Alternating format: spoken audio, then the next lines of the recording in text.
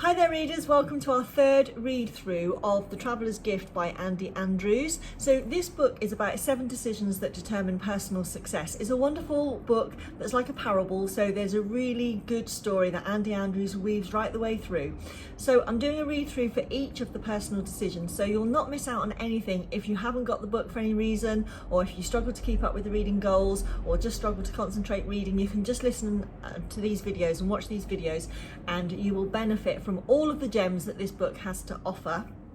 So this is the third decision that I'm reading from today. If you've got the book, or if you just find it easier to read along with someone reading out loud, then go and get it now. I'm starting on page 62, so I'm going to read through to 63, and then I'm going to page 67 to read through until 68, and then I will read the decision. Okay, in this chapter David meets Colonel Chamberlain. Okay, now he was a volunteer in the US Army and he's famous for his gallantry at the Battle of Gettysburg. So David actually meets him at the battle where he's fighting with his brother John and Tom, just to give you a little bit of context. Right, let's get into it. Jogging as he caught up with Chamberlain, David reached out and touched his shoulder.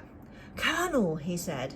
Chamberlain stopped, staring straight ahead. "Colonel, I know you're very busy and I don't want to bother you, but why am I here?" Chamberlain slowly shook his head. "I don't know. I only knew that you would come." "There is something I am to learn from you," David pleaded. "I am sure of it. Think, what could it be?" The colonel smiled slightly and raised his eyebrows. Turning to David, he said, "I am a professor of rhetoric. I'm fairly certain I have nothing you would care to learn. I'm a teacher with a cause in my heart and men to lead. These poor men, their leader has no real knowledge of warfare or tactics. I am only a stubborn man, Ponder. That is my great advantage in this fight. I have deep within me the inability to do nothing.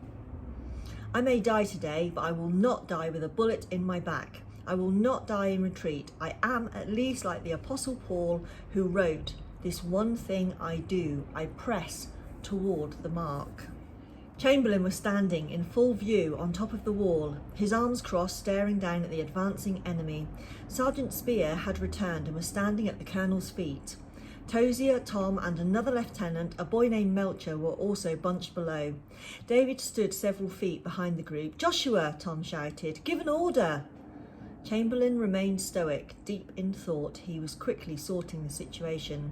"We can't retreat," he said to himself. "We can't stay here. When I am faced with the choice of doing nothing or doing something, I will always choose to act. I am a person of action." Turning his back to the rebels, he looked down on his men. "Fix bayonets," he said. At first, no one moved. They simply stared at him with open mouths. "We'll have the advantage of moving downhill," Chamberlain said. "Fix bayonets now. Execute a great right wheel of the entire regiment. Swing the left first." Lieutenant Melcher spoke up. He was confused. "Sir," he asked, "what's a great right wheel?" But the colonel had already jumped from the rocks. Tozier answered the question.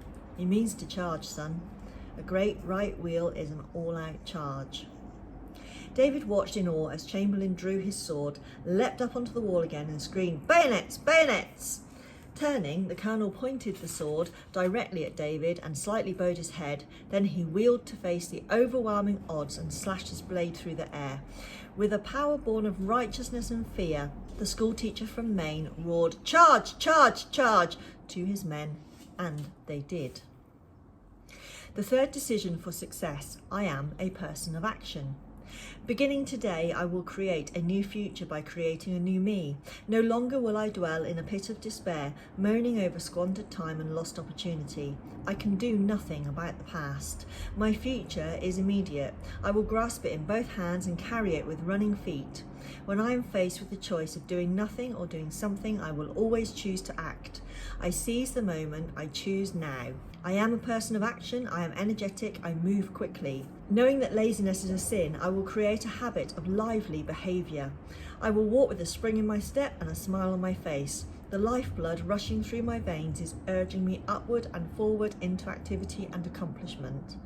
Wealth and prosperity hide from the sluggard, but rich rewards come to the person who moves quickly. I am a person of action. I inspire others with my activity. I am a leader. Leading is doing. To lead, I must move forward. Many people move out of the way for a person on the run. Others are caught up in its wake. My activity will create a wave of success for the people who follow. My activity will be consistent. This will instill confidence in my leadership. As a leader, I have the ability to encourage and inspire others to greatness.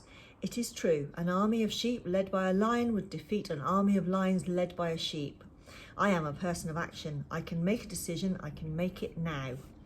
A person who moves neither left nor right is destined for mediocrity. When faced with a decision, many people say they are waiting for God, but I understand in most cases God is waiting for me. He has given me a healthy mind to gather and sort information and the courage to come to a conclusion.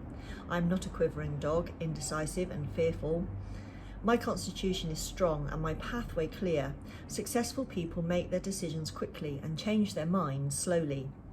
Failures make their decisions slowly and change their minds quickly. My decisions come quickly and they lead to victory. I'm a person of action. I am daring. I am courageous. Fear no longer has a place in my life. For too long, fear has outweighed my desire to make things better for my family. Never again. I have exposed fear as a vapour, an imposter that never had any power over me in the first place. I do not fear opinion, gossip, or the idle chatter of monkeys, for all are the same to me. I do not fear failure, for in my life failure is a myth. Failure exists only for the person who quits. I do not quit. I am courageous. I am a leader. I seize this moment. I choose now. I am a person of action. There you have it, the third decision. I hope you're really enjoying this book. I wonder if you have a favourite decision or a favourite story so far. Join me for the next video where we'll be doing the fourth decision with our fourth companion on this journey. See you there. Bye.